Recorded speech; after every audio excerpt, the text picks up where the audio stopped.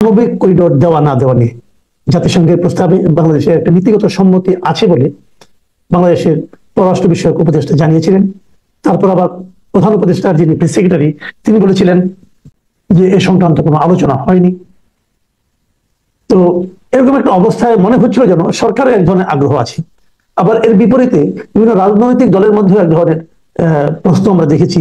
তারা বলেছেন যে এ ধরনের একটা ঝুঁকিপূর্ণ সিদ্ধান্ত এই অন্তর্বর্তীকালীন সরকার কারোর সঙ্গে কথা না বলে আলোচনা না করে নিজেরা নিয়ে নিলেন কেন, তাদের এখতিয়ারের মধ্যে পড়ে কিনা, এরকম নানা কথাবার্তা হচ্ছে। অনেকের মধ্যে আবার একটা যুদ্ধের আভাসও দেখছি। আমি নিজেও এটা নিয়ে বেশ কিছু মন্তব্য করেছি, নিশ্চয়ই আপনি জেনেছেন। তো এই বিষয়ে আপনার অভিমতটা আসলে কি ধরনের? আপনি তো সবসময় কিছু বিষয়ে একটু ব্যতিক্রমী মন্তব্য করেন, ব্যতিক্রমী চিন্তা ভাবনা আপনার আছে, এই বিষয়ে আপনার চিন্তা ভাবনাটা কি, এটা একটু জানতে চাই। সবচেয়ে ইন্টারেস্টিং বিষয় হচ্ছে যে তারা করিডোর, মানবিক করিডোর সৃষ্টি করতে চাচ্ছেন, কিন্তু এই ধরনের করিডোর তো অলরেডি আছে। যদি করিডোর না থাকতো, মানবিক করিডোর, তাহলে এই যে 13-14 লক্ষ রোহিঙ্গা রাখাইন থেকে, মায়ানমার থেকে বাংলাদেশে আসলো, কিভাবে আসলো? বাংলাদেশের ভিতরে কি তাদের উপরে গুলি বর্ষণ করা হয়েছে বা কোন রকমের ঠেকাই দেওয়া হয়েছে? ঠেকাই দেওয়া হয়নি। সুতরাং দেয়ার ইজ এ করিডোর।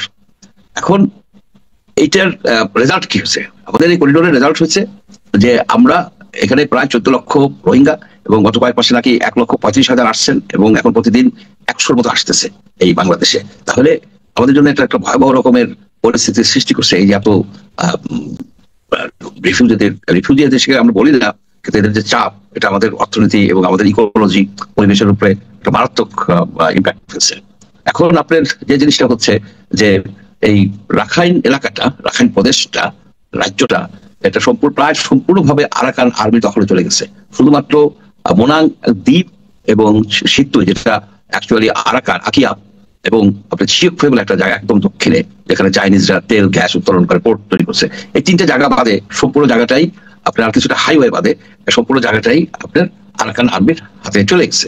এখন আরাকান আর্মি কিন্তু এই আমাদের রোহিঙ্গাদেরকে তারা খুব একটা পছন্দ করে না। ইনফ্যাক্ট তারা কিন্তু বৈরী ব্যবহার করে, এখনো তাদেরকে জোর করে আপনার শ্রমিক হিসাবে কাজ করায়, তাদের অত্যাচার করে, যার জন্য এইসব লোক চলে আসতেছে।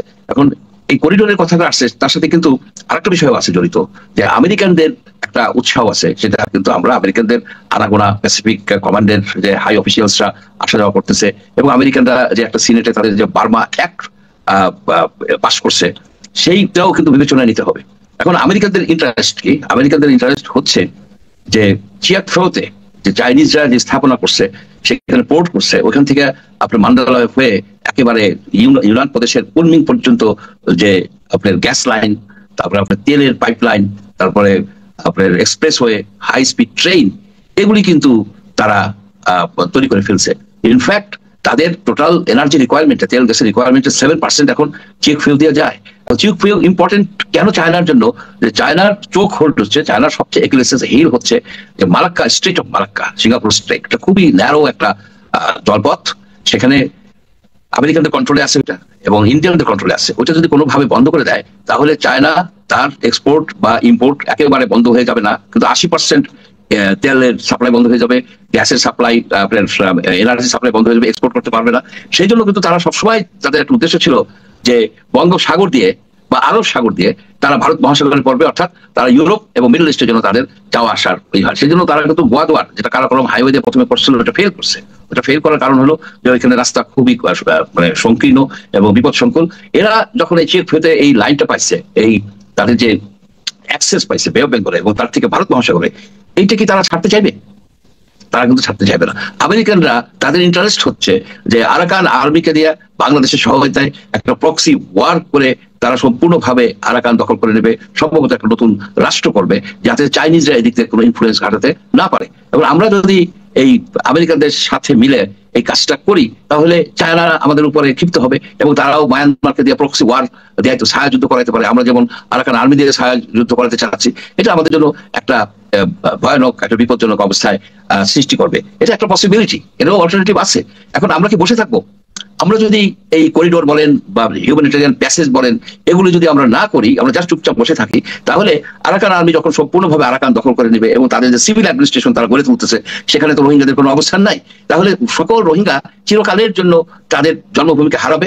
বাংলাদেশ এই রিফিউজির 20 লক্ষ রিফিউজি নিয়ে তাদের টানতে হবে। এর জন্য এই যে কাজটা শুরু হয়েছে, এই যে আপনার এই করিডোরের কথা বলা হচ্ছে, আলোচনা শুরু হচ্ছে, আলোচনা তো হচ্ছে এক ধরনের, আমরা হয়তো সঠিকভাবে জানি না। সেখানে আমরা কি করতে পারি?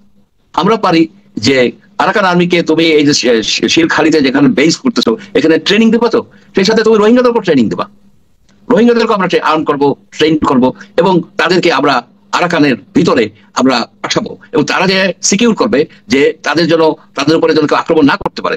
এই কাজটা আমাদের করতে হবে। ওভারটি করা যায়, কভারটিও করা যায়। না, একটা জিনিস আমি বলছি, আপনি যে বলছেন যে রোহিঙ্গাদের ট্রেন আপ করতে হবে, সেটা কি যে রোহিঙ্গা গুলো আমাদের এখানে আছে এখন, আপনি তাদের প্রশিক্ষণের কথা বলছেন? জি জি, তাদের কথা বলছি। তাহলে এটা কি তাহলে সরাসরি আপনার মানে মিয়ানমারের যে জান্তা আছে, সামরিক জান্তা আছে, তাদের সঙ্গে আমরা একদম সরাসরি একদম যুদ্ধ অবস্থার মতো মুখোমুখি অবস্থানে চলে যাব না? প্রথমত তাদের যুদ্ধ করার ক্ষমতা তো আপনার রাখাইনের বর্ডারের পশ্চিম বর্ডার পর্যন্ত সীমাবদ্ধ, তারা তো বাংলাদেশের সীমান্তে নাই। তাদের শুধু এয়ার পাওয়ার আছে এবং নেভাল পাওয়ার আছে, সেটা বাংলাদেশের সাথে তারা উঠে পারবে না।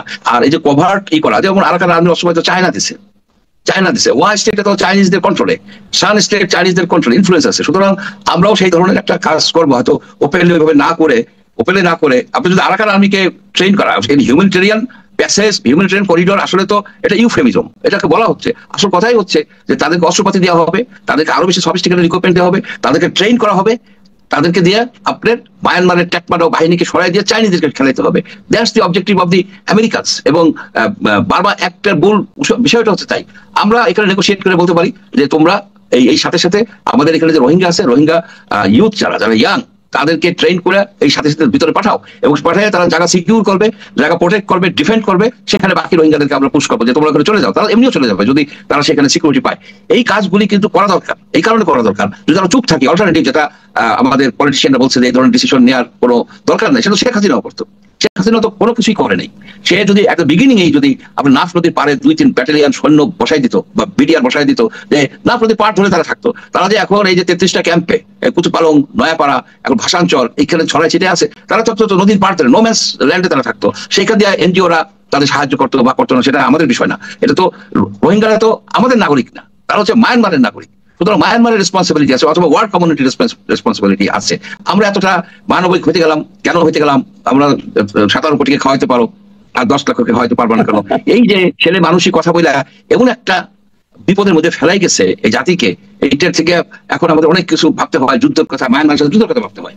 আপনার প্রথমেই যদি নাফ নদীর পারে তাদের আটকায় দেওয়া হতো, প্রথমে, এটা আমি ওপেনলি বলছিলাম সেই সময়, জিয়াউর রহমান এক ভালো কাজ করছে। জিয়াউর রহমান কিন্তু বিগিনিং এই বলছে গেট লস্ট, এখানে আসলে আমি তোমাকে অ্যাটাক করবো, করার ফলে এরা কিন্তু নিয়ে গেছে 2 লক্ষ 2.5 লক্ষ যেটা আসছিল জিয়াউর রহমানের আমলে, এটা কিন্তু শেষ পর্যন্ত মায়ানমার নিয়ে গেছে। কিন্তু আমাদের এই সফট স্ট্যান্সের জন্য, আমাদের এই নরম অ্যাটিটিউডের জন্য আজকে আমরা এই বিপদে পড়ে আছি। এখন একটা রিস্ক আছে, মনে করি রিস্ক আছে, কিন্তু তারপরেও যে কিছু এই বিষয়টা নিয়ে কথাবার্তা হচ্ছে, নাড়াচাড়া হচ্ছে, এবং এটাও কিন্তু একটা পজিটিভ সাইড। এখন এটাকে ম্যানেজ করতে হবে, খুব ডেলিকেটলি ম্যানেজ করতে হবে। রোহিঙ্গাদের পাঠানোর জন্য যা যা করা